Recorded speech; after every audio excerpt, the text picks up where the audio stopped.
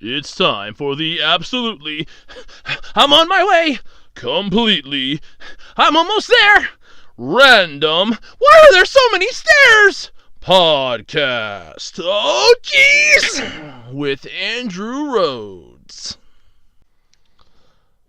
Hello, everybody, and welcome to the absolutely completely random podcast for Saturday, December 29th, 2018. I'm your host. I'm Andrew Rhodes. I'm losing my voice thanks to my coworkers who got me sick and my work schedule, which didn't allow for much sleep the last couple weeks. I ended up getting sick. Oh, joy. I apologize in advance for this week's episode if the audio is really crappy.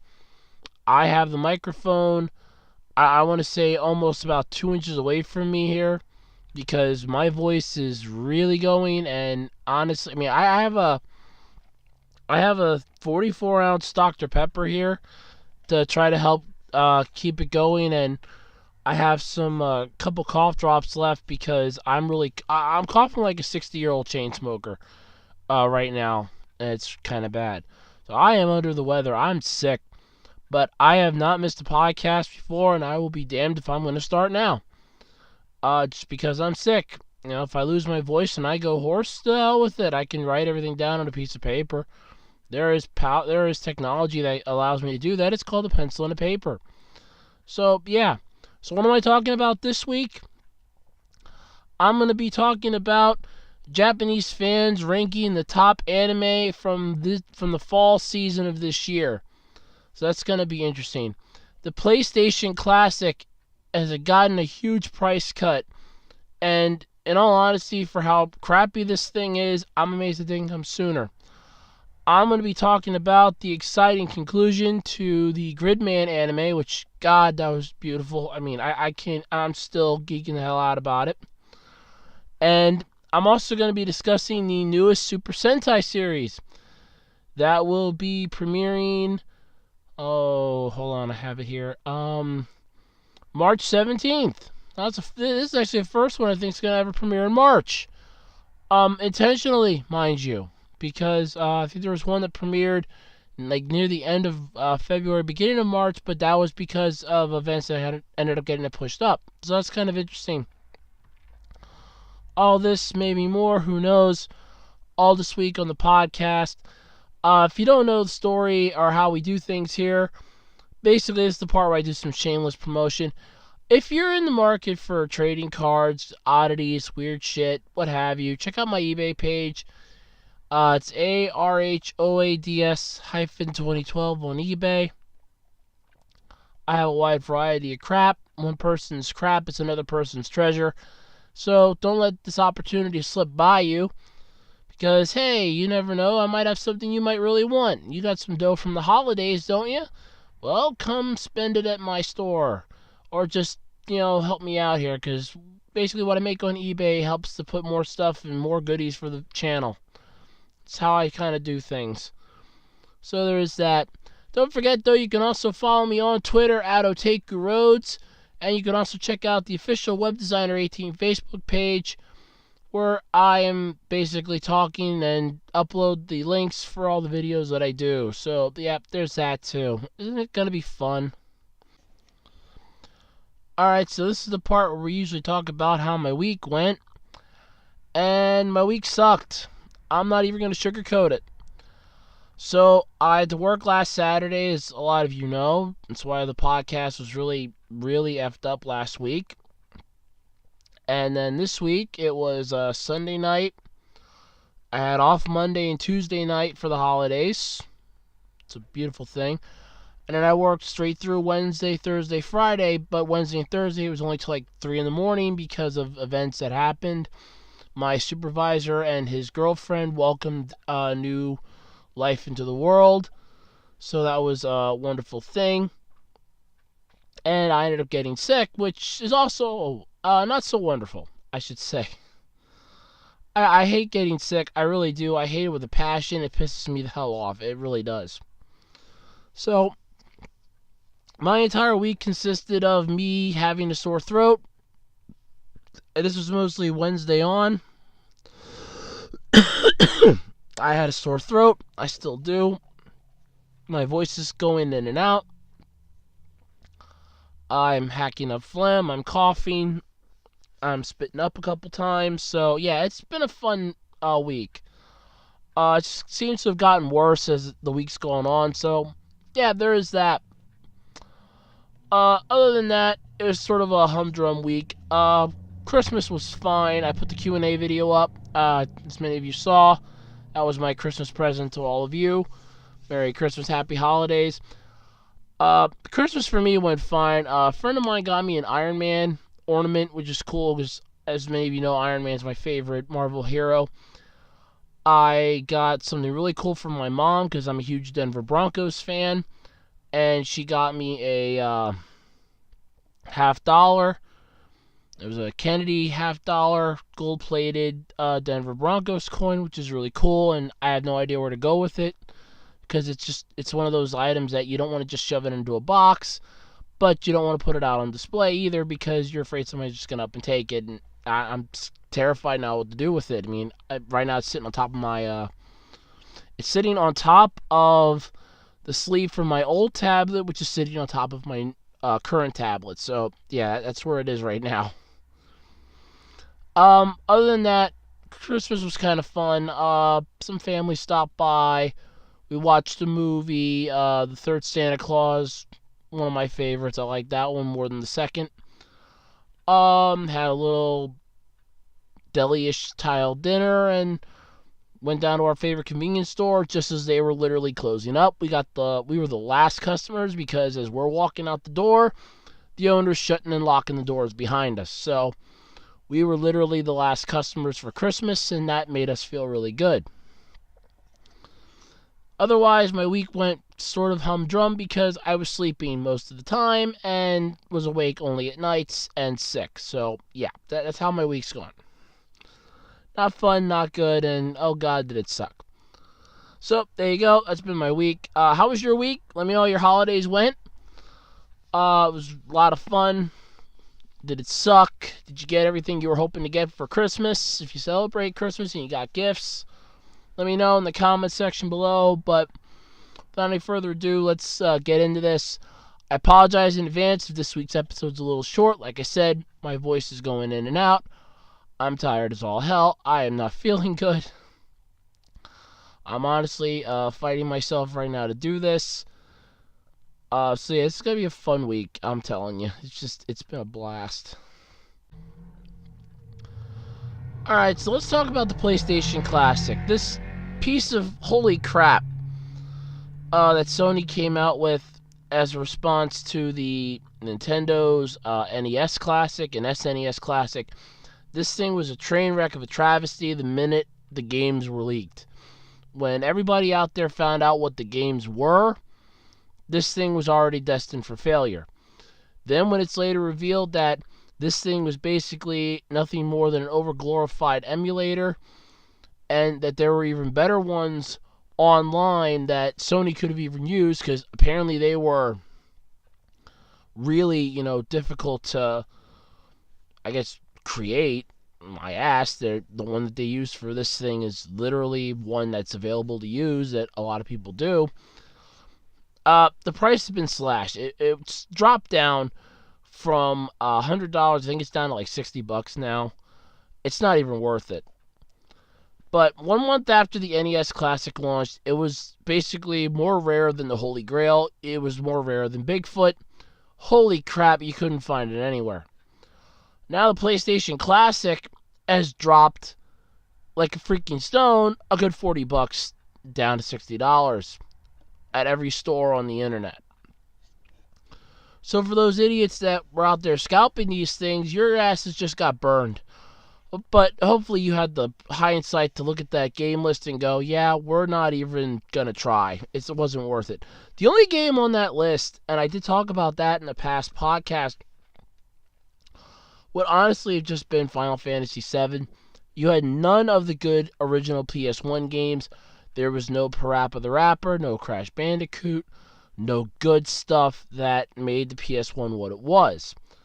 So, why in the hell should you have bought the damn thing? Well, I guess Sony was hoping for nostalgia.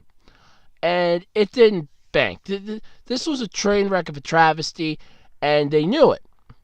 So the 40% price drop that went widespread across Amazon and Target signals that Sony made more PlayStation Classics than it sold. Yeah, no shit. They screwed the pooch on this one. There was no way in hell they were going to ever make a decent amount of money off this. I mean, especially for the fact that the emulator in this thing is literally the same emulator you can get online, and you can build your own goddamn... I mean, the LGR guy did this. He actually did an entire episode where he showed off the one that he made himself years before Sony ever announced it. And he made his own, and it's like, I made this myself. This was the emulator. I have more games on here than Sony's does. Mine even has analog control features, unlike Sony's. So, screw you. And this thing's already been hackable. The PlayStation Classic's hackable. Oh, no shit, Sherlock's. The NES Classic was hackable. The SNES Classic's hackable. This thing's an over-glorified Raspberry Pi inside of a papier-mâché shell at this point, and it's a miracle that it hasn't been figured out how to hack this sumbitch. Come on. I guarantee you somebody probably bought one of these, reverse-engineered its ass, and figured out how to hack it day one. And then quickly went through, put on a whole bunch of better games, tested them, and then put the shit out online, and it just took everybody an eternity and a half to find it. I guarantee it. However, there are some things, though, to consider with this new thing. Because is this just like the mangled PlayStation Vita as a string of poor decisions on Sony's part? Well, Sony screwed the pooch on a lot of their shit with this one. But before the price cut, the PlayStation Classic retailed for $100. The SNES Classic went for $80. The NES Classic was at $60. And the NES Classic, it came out 2 years, I want to say 2 years ago. Yeah, because I was working, it was my first holiday season at my job, so yeah. So it came out at least 2 years ago. And it basically was like the freaking Tickle Me Elmo of 2016. Nobody had it. If you could get your hands on one, you were basically a god. You were the greatest person in the world. If you got one of these for your kids, they basically looked at you like you were the greatest parents in the world, or you were the greatest sibling, or you were the greatest relative I have ever had in my life. Because you stood in line for 7 or 8 hours or more waiting to get your hands on one of those. So there is that. The Vita's pricey proprietary memory cards helped ensure the system would basically die off before it could ever take off. But the PlayStation Classic games list was baffling. Like, there's like 20 games, none of the good stuff. And the only game that honestly was on there that anybody would probably have bought the system to play would have been Final Fantasy VII. But in all honesty, you could just emulate the shit out of that, play it on your damn laptop, and call it a damn day, and not have to spend the $100 to buy this piece of shit. There's no Tomb Raider, no Crash Bandicoot, no Parappa the Rapper, no good first PlayStation version games were included. The ones that made the PlayStation 1 a staple were completely gone. They were like the freaking... It was like nobody saw them, nobody knew they existed, and it's like, well, where the hell are they? Well, you don't know. What do you mean you don't know? Well, we haven't got a clue where it is. It was limited to 20 games. The SNES's Classic, and even the NES Classic had more games on it when it released, far cheaper. Sony just screwed themselves. But this is the final nail in the coffin. When they dropped the price a good 40%, you know that their asses are grass at this point. Because it's like, well, why should we even bother anymore? We screwed the pooch. We're boned. We're screwed. We're effed. It's a wonderful day in the neighborhood, Mr. Rogers. We just boned ourselves. And they know it.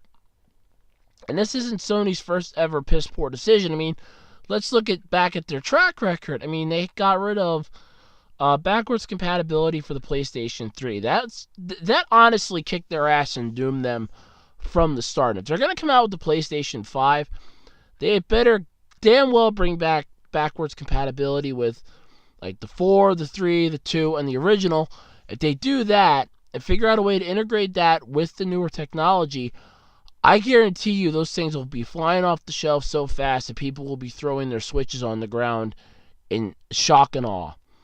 Because, oh my god, I can play my PlayStation 1 games. I can play my PlayStation 2 games, my PS3, my PS4, and PS5 games, all on this system.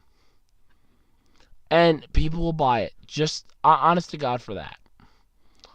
But with this PS Classic, the PS1 Classic was a piece of joke. It was a joke. It wasn't one that was better. It was one that got worse with time, and now it's just it's sad. What they've basically done here is honestly just they screwed themselves. I mean, the thing fits almost literally in the palm of your hands. The buttons don't work. The disc tray doesn't do shit. It's over glorified hype of nothing. It's a 3D printed case holding El Cheapo Raspberry Pi with an emulator that you could honestly just put onto your own system and call it a damn day. Why waste $100? You can just download the emulator, and there are YouTube videos to show you how to do emulators, how to get them to work on laptops and stuff. Buy yourself an El Cheapo $30 laptop that's got a hard drive, or if you got a spare one sitting around somewhere, like one that's like a good 30, 40 gigs or more, just get that, pop it on there, and turn your freaking El Cheapo laptop into a goddamn emulation system for the PlayStation 1 games. Because right then and there, you'd be screwed. And Nintendo doesn't have to do anything at this point. Because a lot of people were thinking, well, now Nintendo's got to answer with the N64 Classic. Nintendo doesn't got to do shit. Because Sony screwed themselves so bad with this, Nintendo can just look at them and go, we don't got to do anything. You all screwed yourselves. I mean, Nintendo could come out with the GameCube Classic with all the GameCube games that they have the licenses for, all the GameCube games that they have the rights for. Pull those out, pop those onto a 3D printed GameCube with the emulator inside, and boom, it's done. And just like that, they look at Sony and go, see what we did here? This is how you do it right. Oh, we got Super Mario Sunshine. We got Tales of Symphonia. We got all the good games. What are you limping to the barn with? Your PlayStation 1? Your PS1 Classic? Oh, yeah, that was real great. Yeah. This right here, we made bank on this in the first hour that it was released. What? Yeah, screw you. Nintendo doesn't got to do anything. I mean, Microsoft doesn't even have to bother trying to do like an Xbox Classic because Sony just screwed themselves so badly. They're a joke at this point with this. And it's a joke that's not funny anymore, but goddamn, it's just hilarious at the same time. So, if you wanted a PlayStation Classic and you were diehard set on playing those 20 games that suck, minus Final Fantasy, I should say the 19 games that suck and Final Fantasy VII, it's $60 now. It's a good $40 cheaper. I guarantee you somebody probably is selling theirs on eBay even cheaper than that just to get rid of the damn thing. Check it out. If you can find one cheaper, I say pick it up. And if you can get a good deal on one of these on eBay for like $10, $20, I jump on it. I honestly, I would. Otherwise, the emulator on there is, watch the LGR video. He even tells you exactly which emulator it is because it's the same one he used for his screw you, Sony, and your horrible, stupid idea. Because you screwed yourselves big time, and now you basically just got to sit there and live with it. This is Professor Sherman T. Clump, and you're listening to the Absolutely Completely Random Podcast. Now, if you excuse me, I gotta go back to my sandwich. It's calling me from the fridge. Okay, so let's talk about anime of 2018 for the fall. So, it's no stranger that I was a humongous fan this season of at least a couple anime series that came out. One of them that just ended literally last week just blew me completely out of the water, that would be Gridman. The Gridman anime just blew me out of the water. It was way better than I was expecting it to be. Way better than I ever thought it could be. It was beautiful.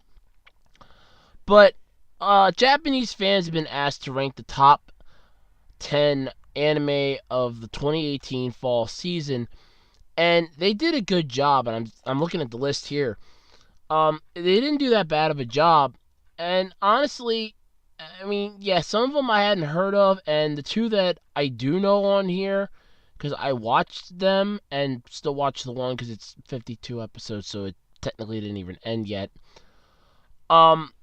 Honestly, they're too high up on the list for my taste because I think they got a little screwed here. This is mostly just biased, but yeah, we'll go with that. So, at number 10, you had Bloom Into You. And also at 10, there was a tie. We had Surune. I never heard of either one of those, so I don't know.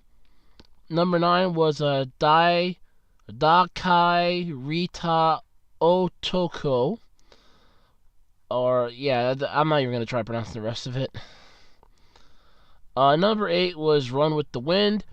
Number 7 was SSSS.Gridman, which I swear to God I'm going to be doing a review on because that was just way too damn good of a series, and your list just doesn't give it justice, you Gridman haters.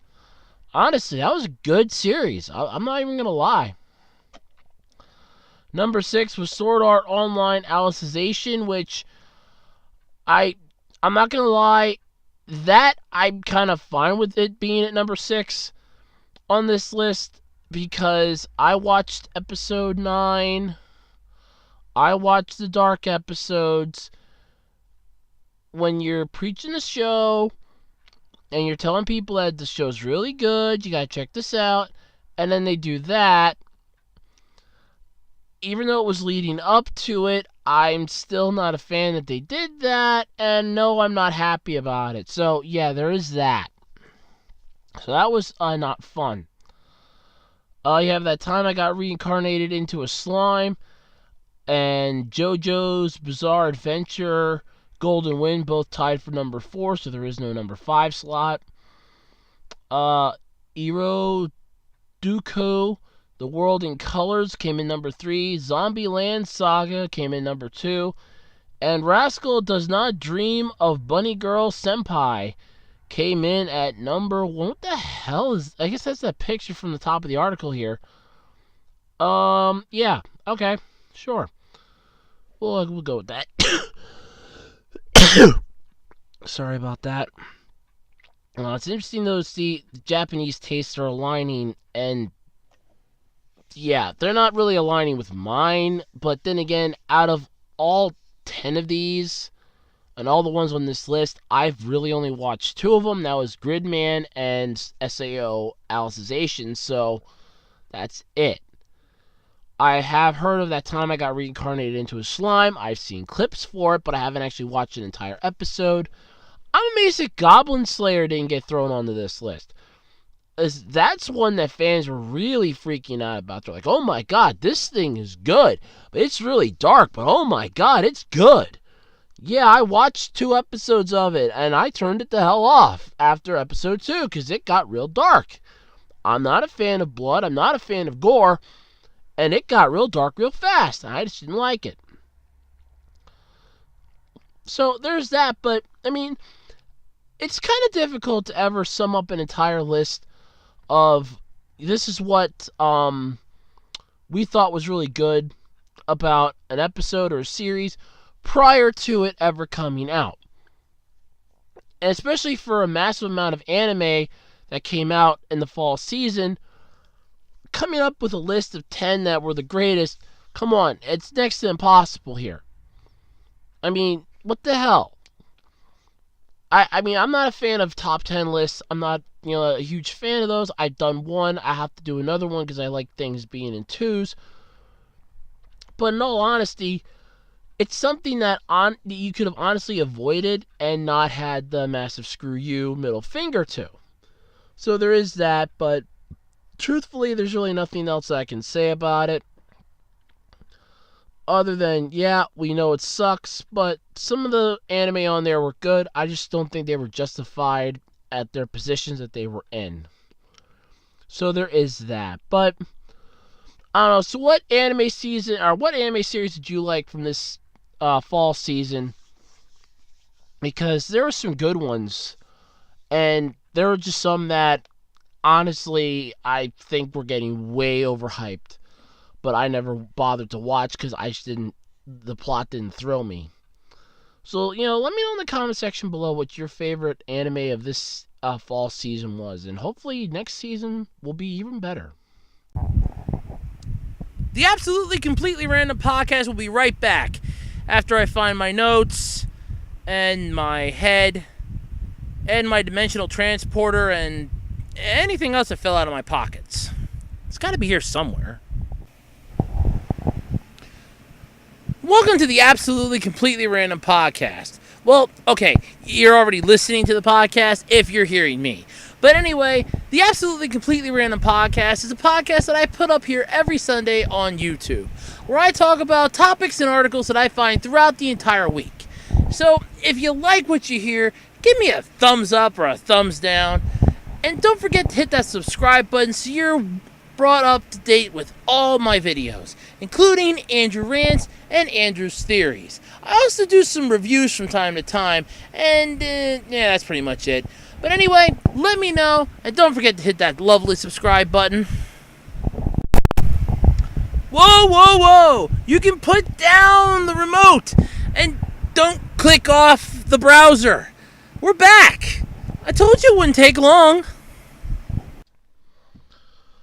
Alright, but speaking about Gridman, though, let's talk about the finale that aired last week. So this was, oh my god, this was a good series. Now, I'm planning a really good and decent review of the entire Gridman anime series, so there is that. But I just gotta talk about this ending. I mean, this final episode was just, holy shit. I just can't even get over it. So the whole build-up at the end of episode 11 was that the main villain, Alexis Kreb, and by the way, spoilers if you haven't seen it yet, he basically uses Akane Shinjo as the basis for a kaiju, and the kaiju goes on this massive rampage.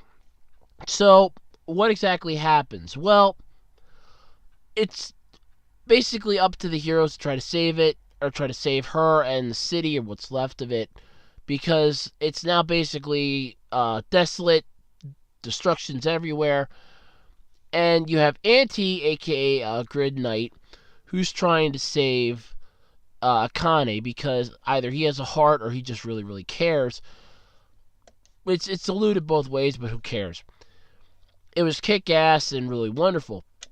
So then the final battle between Alexis Kreb, or as I like to call it, Discount Kilocon, and Gridman is about to begin, with every member of the Gridman force that can transform and go into the computer suddenly appearing, and basically they oh great, now my voice starts to come back a little bit, and they basically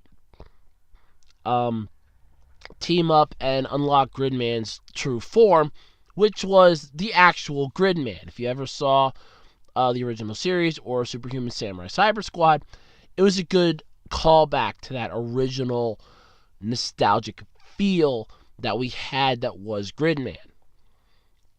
So with Gridman now back in his true form, he goes to town on Alexis Kreb and really starts kicking his ass. The battle's basically going both ways. And it was just so kick-ass seeing the original Gridman duking it out with this person. It's like, yeah, this kicked ass on so many levels.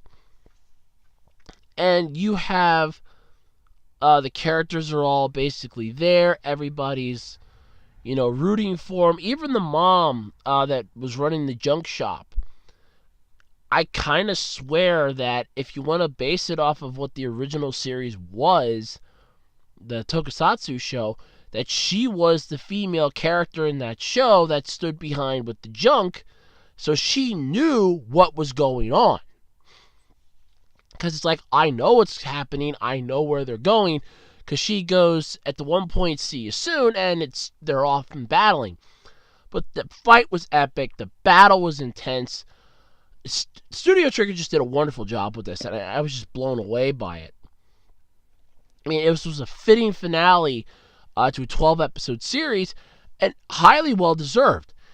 We got closure on almost everything, but like I said, I'll go into more of that when I review it, because I can really go to town on it with a solid review and everything else. So there is that, but this was just, the fight was epic. It was wonderful. I just got a kick out of it, because it's like they went to freaking town on, all the characters. Everybody had like this closing story arc where, the best friend was like, I don't know what I bring to the table for this alliance. Whereas the girl of the alliance is like, he goes, well, your parents own the junk shop where junk is, so you bring that to the table. What do I bring to the table? Nothing. I'm just a useless human. That's all I am. And then you have Auntie, who's basically now using his powers as Grid Knight to try to save the day, but it's nowhere near powerful enough to do it, and he knows his limitations. He gets his ass kicked. They save, Akane. Everything just went beautifully. And that ending summed everything up, but I still felt like it half-assed a little bit. I'm not going to lie, but I still loved it. The series was beautiful, and I was blown away by it from the start.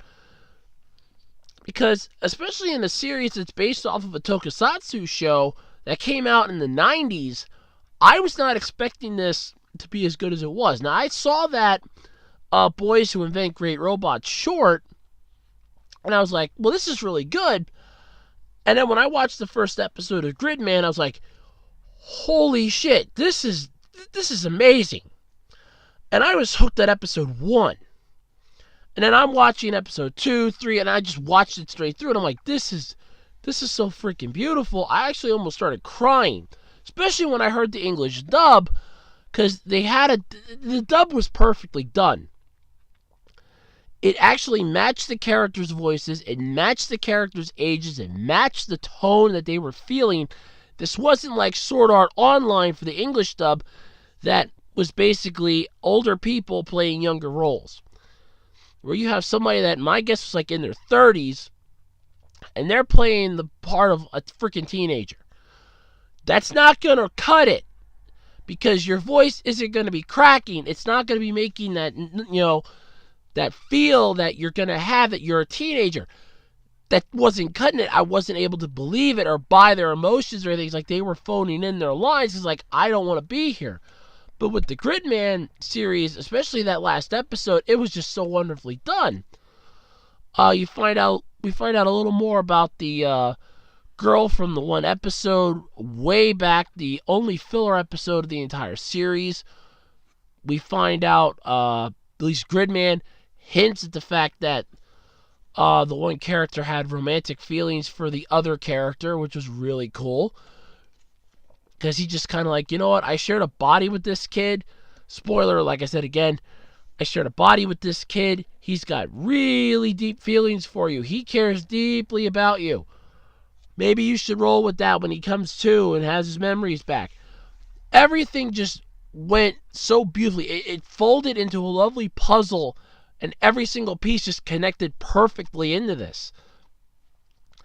And especially nowadays when you have series that are only 12 episodes long that suck, it was nice to have a series that, while it's 12 episodes, it was 12 episodes that didn't feel rushed, didn't feel like they were pushing it, and at the same time was wonderfully done. I mean, the mom finding out about their secret identities, her basically giving this, see you soon, I know what's going on sort of deal, just makes you think, okay, she's the girl from the original Gridman series. She's grown up. She's the mom. That's what makes you think that. But it's like, she wasn't shocked or fazed by them going into the computer at all. It's like, this is beautiful. If I got to nitpick something, and I'll do it massively when I do the review is that they missed one character they could have brought in. Otherwise, they did a damn good job with what they did. I was impressed by it. I was amazed by it. It was wonderful. The final battle felt so well choreographed and everything else. Like they did the dance and they did it well. They didn't half-ass the final battle like so many other series have done. They have this epic climactic battle that feels so hollow inside. This one felt like you could literally feel the weight of the world on the shoulders of Gridman. It's like, I have got to win this or else. There is no in between. It's either me or destruction. One of these two things is going to happen. And he just went to town. And it was beautiful. Well done. Well created. Well thought out and planned. I could not have been more proud to be a fan of that at that moment. That being said, it was just, I'm sorry. I'm sad to say that it's over. I really am. It was just a wonderful series. I know I'm kind of praising it here and I'm putting it on a very high pedestal, and I'll be doing that more when I review it proper, but still, it was very well done. Very well thought out, very well planned, very well conceived. Everything just flew and flowed so perfectly and melded into this perfect structure that honestly, I would be more disappointed if they came out and said that we're doing a second season and it's not going to be half as good as this one. Because you had a winner on your hands here and you slammed it out of the park. This was a humongous victory for you guys. Studio Trigger, this is what they should be proud of. I was hooked on it from episode 1. Several other people, I think, were hooked on it. It was very well done, beautifully made. I highly recommend checking it out if you get a chance to. Holy hell, was it beautiful. And I'm telling you this, I am planning to do a proper review of this. It's going to be one of the first reviews I do in the new year. I am planning a proper review of this series because it was just that well done. It really, really was. But yeah, so that was last week's finale of Gridman. I mean, I loved it. I really did. I can't explain that enough. Everything was wrapped up in a nice, neat bow. Everything flowed. It was perfect. There's nothing more I can really say. The Absolutely Completely Random podcast is brought to you by electricity. Because without it, I wouldn't be able to record anything on my laptop because my battery requires it in order to run and it needs electricity to recharge. Yeah, I know. But I can't get a water wheel in my room. You know, it's December, and one of the things I love about December is that we get to find out what the next Super Sentai series is going to be. And Toei's not disappointed this year. So, the 43rd Super Sentai series is going to be Kishiru Sentai Ru Soldier. And before I go any further into this, it's just going to be the 4th dinosaur-themed Sentai. But what I find interesting about this, and there's a link in the description, by the way, if you want to check out the article from tokusatsunetwork.com. The characters for this look a hell of a lot like the 5 Korugers, just upgraded. And it really does seem like they're just, I don't know if this is like their descendants that are taking on the next fight or what. Because they honestly just look like they recycled the Koruger costumes and then added like some Kamen Rider Kiva crap to it. So it's really interesting. So, in addition to this, though, Toei also announced the staff for the show. You have Maru Yamada, or Yama, Maru Yama Shinai, or Shinya, the live-action Sailor Moon, and Takahashi Kazuhiro from Kamen Rider Ghost. Ghost was a good series. I'm not going to deny that. They're going to serve as Toei producers. Junpei Yamaoka, Yamaoka will serve as chief scriptwriter for the show, and this will be Yamaoka's first time penning a tokusatsu series, which is pretty cool. But we got like a lot of Kamen Rider people joining the crew here. We have Kazuya Horuchi from various episodes of Kamen Rider X-Aid, which it wasn't that good, and Build, which I never got to see. Will serve as director on the show, and Kiyoshi Yoshikawa from Iryu Sosa and Cop 7 will comprise the show's music. So here's the story, though, this is the plot. So 65 million years ago, an era where the dinosaurs were everywhere. You couldn't just turn a corner without finding a T-Rex munching down on a Triceratops. When attackers sought to take over the world, bringing war, knights were selected to stand against this threat. A meteor falls to the earth and brings the era of the dinosaurs to an end. Those chosen knights then chose to live with the rest of their lives quietly on Earth. In preparation for the return of this enemy, dinosaurs with great power were made to sleep in a temple. Why does this sound a hell of a lot like Zyuranger? Now at the end of the Heishi era, the attackers have returned to Earth, punishing their evil to the limits of the universe. Now it's time to grasp the power of the dinosaurs. Knights X Dinosaurs. Now it's time to protect the Earth's power, or the Earth's peace with that power. So it's basically a weird thing. Basically, it's an immensely powerful Droidon tribe reigned over the Earth. The tribe abandoned the planet when a gigantic meteor approached it. They vowed that they would return as the rulers of that world again as they headed into space. Then the Ruiso tribe, who battled against them, stayed on Earth along with their dinosaur companions, the Kishiru. And they withstood the Ice Age brought on by the gigantic meteor and placed their Kishiru companions into the Rusouls and sealed them in temples throughout the world. And I'm not making any of this shit up. This is literally the plot synopsis for this. Holy crap. I'm scratching my head at this part. So, this is all coming out March 17th, 9:30 a.m. with TV Ayashi. But, I have nothing wrong with this, but here's my beef right now with it. The plot synopsis feels more like they're literally copying from Koruger. If you've ever seen Koruger, it feels like they're copying Koruger, mixing in some Zyuranger, and then just for shits and giggles, throwing in some Power Rangers Dino Charge. Because that's what it feels like to me, just reading that plot synopsis. It's like, well, we have, dinosaurs that were, alive 65 million years ago. We have heroes that are going to be frozen with, that are living out their lives. You have dinosaur souls that are now going to be scattered in temples. And if anybody's ever seen Zyuranger or you've ever seen Koruger, you know where I'm going with this. You have to. It's an interesting premise, but at the same time, I have some issues with it.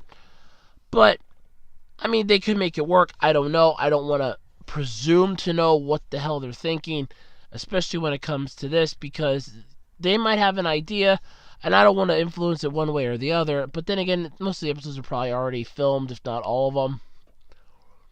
So there is that. But that's what's coming out. This is going to be the next Sentai series, the 43rd in the row, and the 4th dinosaur theme. Dinosaurs are cool, and I kind of wish Kamen Rider would do a freaking dinosaur one. I have a good one written. I have a good one all set up that I thought up years ago for that, if they want in on it. But yeah, so the Super Sentai series and dinosaurs go hand in hand, because Zyuranger was the first, and they did it so well. Abaranger was a meh sort of mess, but Koruger just nailed it home, and that wasn't too long ago, so we still want to capitalize on that, and it's fine. I like the plot, I like the premise, and it's better than most of the ones they've been coming out with lately. I mean, this last one was Cops versus Thieves. Meh. The one before that was the Animals from a Different Dimension. Then and the ones before that were ninjas. So it has a theme that goes on and on and on that everybody understands, but at the same time, that they're either A, going to run out of ideas, B, not have a clue what they're talking about, or C, just eventually start copying off of themselves, which I feel like they're doing here. But if they're copying off themselves, they could possibly make it really good, and I'm just, spitballing it here that they might, make it piss poor. I don't know. They could make it really good. It would all depend on them, not so much what I think. But yeah, so that's coming out March 17th, 9:30 in the morning on TV Ayashi. I'm hoping I'm pronouncing that right, but anyway, yeah. So that's gonna be interesting. The 43rd Super Sentai series. Yay, more Super Sentai. It's really good. They keep going on and on and on and making more and more, and I love them. So yeah, keep going with it. The Absolutely Completely Random Podcast is taking a very short break. I need to stretch and do a couple other things. I'll be right back. If you're looking for collectibles, oddities, things you just don't ever see anywhere else, or that you want to have for conversation starters, check out A-Roads 2012 on eBay. I've got a tremendous amount of stuff. And, well, I'm A-Rhodes 2012. I'm also Andrew Rhodes, the host of the Absolutely Completely Random Podcast, Andrew Rants and Andrew's Theories, here on YouTube. So make sure you check out A-Rhodes 2012 on eBay for all your trading card needs. And other oddities, too. You never know. I might have something that might just interest you. Whoa, whoa, whoa! You can put down the remote and don't click off the browser. We're back. I told you it wouldn't take long. Alrighty, everybody, that's going to do it this week for the Absolutely Completely Random Podcast. I'm Andrew Rhodes, still feeling under the weather. Voice is coming back, though. Thank you, Dr. Pepper. People say you have a fake doctor. Yeah, fake my ass. Yeah, I'm feeling the flow with the Dr. Pepper today. But anyway, if you're in the market, though, for giving me some topics for future podcasts, feel free to drop them off at one of 4 places. You can leave them here in the discussion page on my YouTube channel. You can send them to me on my Twitter page, @OtakerRhodes, at twitter.com. Drop them off on the Web Designer 18 Facebook page, or just email them to the podcast email which is acrpodcast@gmail.com. So there's all that. I am going to go to sleep now. Hopefully I can feel better, because I hate being sick. And I'm not allowed to call off of work either if I get sick. It's an unspoken rule. And before somebody goes, oh, you just took like a X amount of days off. Nope, I've never taken a day off in the 2 years that I've worked there. I've requested off one time and got denied. I never missed a day of work, unless I'm told not to show up by my supervisor or one of the managers that tells me not to show up. So no, I've never missed a day of work. I am always there. So yeah, there is that. Anyway, I'm going to sleep. Hopefully I can feel better. So thank you all. I'm sorry for the shorter podcast this week. Like I said, I'm under the weather and I didn't have that many topics because it's been a long week. But yep. So there you go. It's been the podcast this week. Thank you all for joining me. And until next time, I'm Andrew Rhodes. And as Casey Kasem used to say, just keep your feet on the ground and keep reaching for the stars. Or in my case, keep your ass on the couch and keep reaching for that remote control, because there's got to be some better shows and some better anime on that TV somewhere. So until next week. I don't really want to laugh. I'll start coughing like crazy. Until next week, I'm Andrew Rhodes. Thank you all so much for being here, and Have a happy new year, and I will see you all in the new year. Yay!